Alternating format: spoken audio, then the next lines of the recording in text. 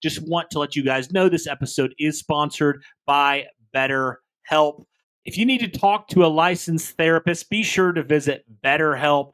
And when you sign up, visit betterhelp.com/juice today to get 10% off of your first month. That's BetterHelp, HELP.com/juice. Be sure to do that, guys. Your well-being is worth it.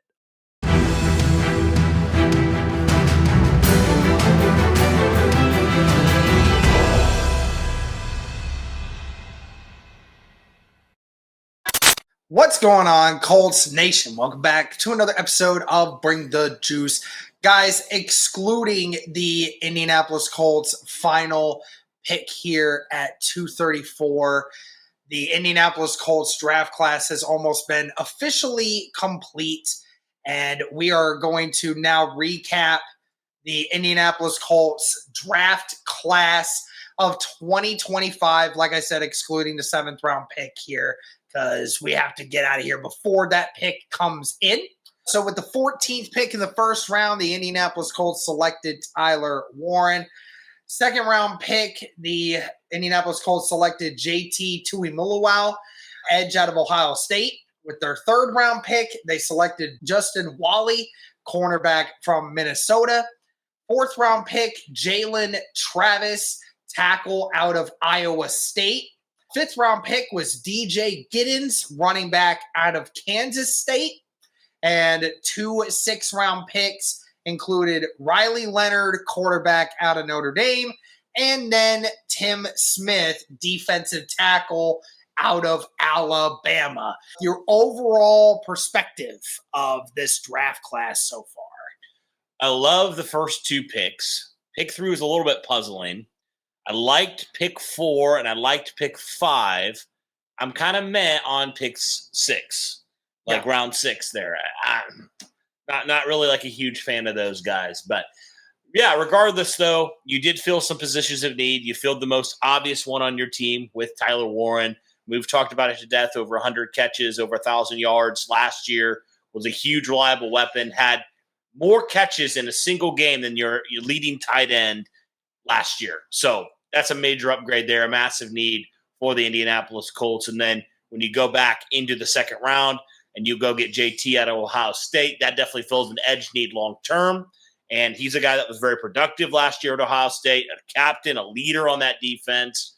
So I absolutely like that one. Justin Wally, like we talked about, definitely a puzzling pick, especially considering where you took him in the positions you need to address still at that point. So that was a little bit shocking for sure, but Wally's a guy that obviously feels like a Lou Anarumo and those guys on his staff sort of pick there. So we'll see what kind of role Justin Wally plays. Is he just specifically a nickel corner? Does he play a little bit outside? Does he maybe play some safety as well? Because you do have some questions still. You have not addressed it in the draft so far, and right now you don't have a lot of quality depth in there. So, could he potentially do that, or somebody else on this defensive back group have that position flexibility? We'll have to see. And then Jalen Travis, I really like that one because the dude's massive. He's 6'8", and he is 35, 40 pounds.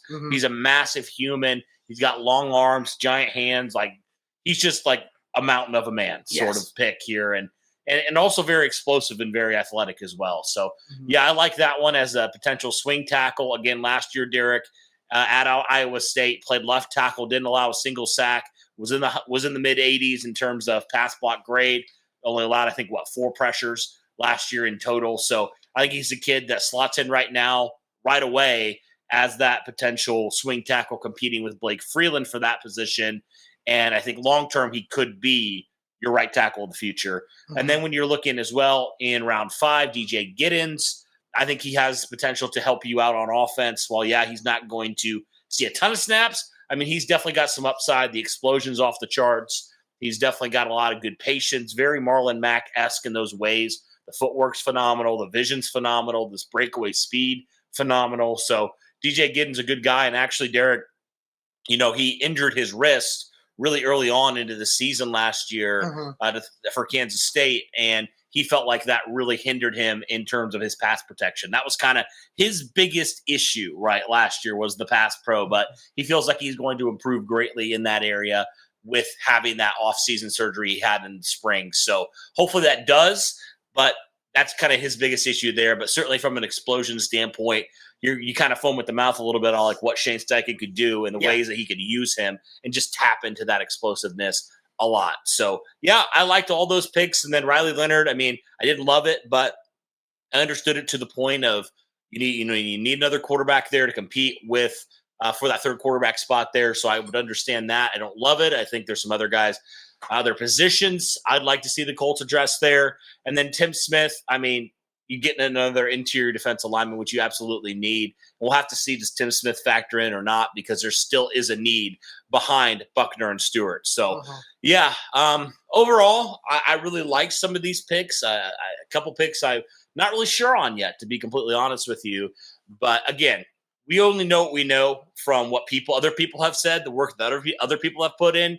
Again, from Tyler Warren all the way down to Tim Smith, we don't know till they hit the field.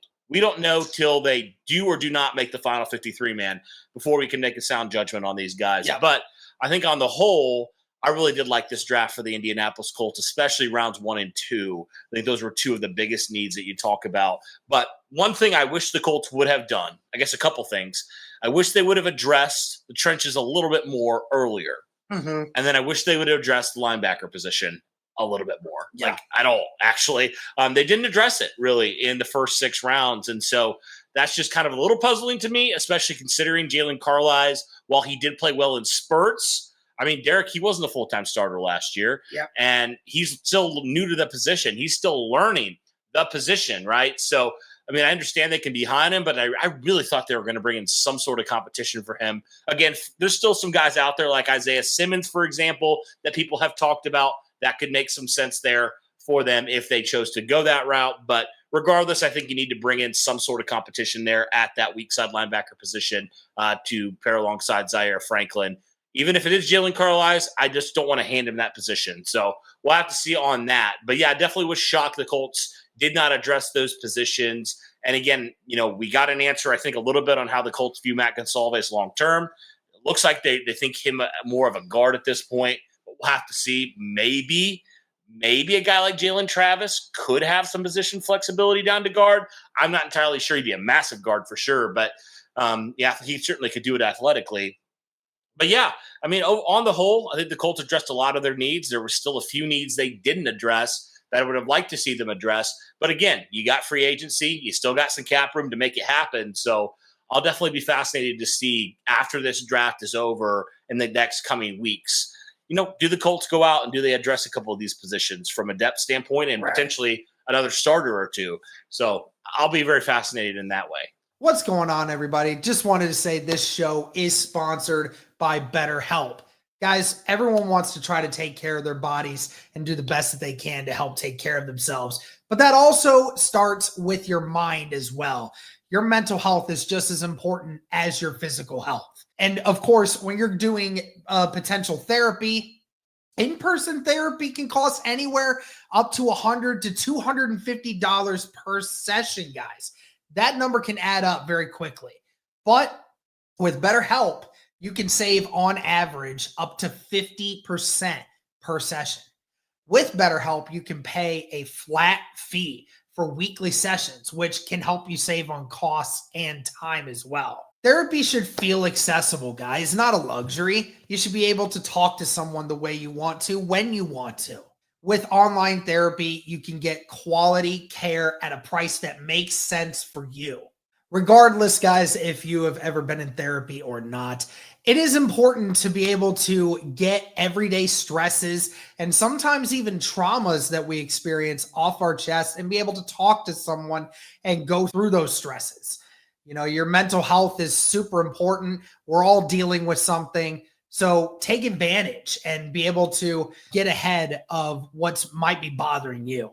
Remember, guys, your well-being is worth it, and it's now within reach. Visit BetterHelp.com/juice today to get 10% off of your first month. That's BetterHelp, HELP.com/juice. Yeah, yeah, absolutely. Yeah, going back through it again, Tyler Warren, I mean, that's a slam dunk home run pick for the Indianapolis Colts. I couldn't have picked any better myself. JT Tuimuluau, an edge, certainly wasn't a position of great need at the moment, but it certainly is a future. It's going to be a future need for the Indianapolis Colts, but they felt like he could definitely fill the spot in which that Lou Anarumo wanted. Justin Wally, again, a corner that the majority consensus was he got taken maybe a round too early. That could be true, that could not be true, but either way, it was a position that I think a lot of people didn't think that the Colts absolutely needed to address in that moment as well. Would have liked to have seen a different avenue of that. Jalen Travis, I like that pick too. Definitely can compete for the swing tackle for the future for the Indianapolis Colts, at least for this next year for sure. Lord knows a lot of people do not have faith in Blake Freeland to be that guy to move forward. Right. DJ Giddens, definitely a great pick there. Do think that he will definitely be competing for that running back 2 spot. Definitely make an impact in some way, shape, or form next year as long as he remains healthy. But like you said, those 6 rounders, I can't get behind the Riley Leonard one. I really can't. I know that we're talking about this whole situation of the Indianapolis Colts said they felt like they needed to draft a quarterback for some odd reason, and especially a quarterback like Riley Leonard, who clearly is not better than either Daniel Jones or Anthony Richardson. And if you really do believe that, then that's foolish of you. But Riley Leonard is not the guy right now. I think that was a waste of a pick. Felt like you could have potentially taken an interior offensive lineman with something like that. And then Tim Smith, the jury's still out on the defensive tackle. Again, Cody, like you mentioned before, I just felt like the Indianapolis Colts could have taken some of these positions earlier. Defensive tackle, I wish they would have taken that a bit earlier. Offensive line, I didn't even hate the idea of taking an offensive lineman in the 4th round. But, you didn't address any guard depth. You didn't address interior offensive line depth. Got to imagine that they will probably be looking for someone in free agency as the offseason goes on. But, yeah, so couple hits, couple misses here. But who are we to say what's a hit and a miss? That's true. We don't know. That's true. We have no idea.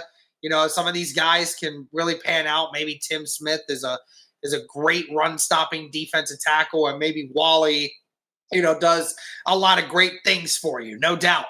Overall, for a grade, what would you give the grade so far, excluding the 7th-round pick? Man, I mean, grades are so subjective. They can change so quickly. I mean, getting Tyler Warren, I think that's an A+. That's a no-brainer for me. And then, I said JT, I said that's a B+. I think we said C for Wally. And then Jalen Travis, I'd probably give that a solid B at this point, maybe B+, just because he's so gifted. DJ Giddens, that's a solid B+ for me as well there in the 5th round. And really, I think the only one I don't really like is Riley Leonard. That's the only one I'm like, no, why'd you do that? Yeah. So I think for me, I'm going to go a solid B for this draft. I mean, draft grades are so dumb, honestly. I don't like to even give out draft grades at this point. Yeah. But I'll just say that because Tyler Warren, and because there were still a couple positions of need, but I'll dock it a little bit because I felt like you wasted a pick with Riley Leonard, and there were some other positions I wish you would have taken a little bit earlier. But again, that's just me, and that's what free agency is for. That's what the next couple months are going to be for, right? And there's still a lot of good free agents out there that could seriously help the Indianapolis Colts at both guard and linebackers. So if they end up doing that, I'll be just fine. But as it currently stands right now, there's question marks at linebacker, there's question marks at guard, like you mentioned, and there's question marks at interior defensive tackle. Safety's a huge one. There's a lot of question marks at a couple different positions that you just don't know the answer to as we sit here, Saturday of the draft, April 26th. But a lot of those questions can be answered with free agency or some of these guys stepping up. Or people we just aren't expecting stepping up. So it happens all the time, but as it stands right now, that's kind of where we're at. Yeah, I'd probably give it a B- here as well. Like you said, I didn't really love the Leonard pick. Don't love the Tim Smith pick. The Wally pick, that one's still up for determination for me. But yeah, like you said, it is way too early. We'll find out during the off season. We'll find out during training camp where these guys currently stand amongst the mix of the top 52, 53, and then, see where we go from there. And again, guys, we will continue to cover more on these guys as, the off season goes along and as we get closer to the season. But that'll do it for this one, guys. Thank you so much for tuning in. This was 2025 NFL draft coverage for the Indianapolis Colts from BTJ. Thank you so much. And as always, go Colts.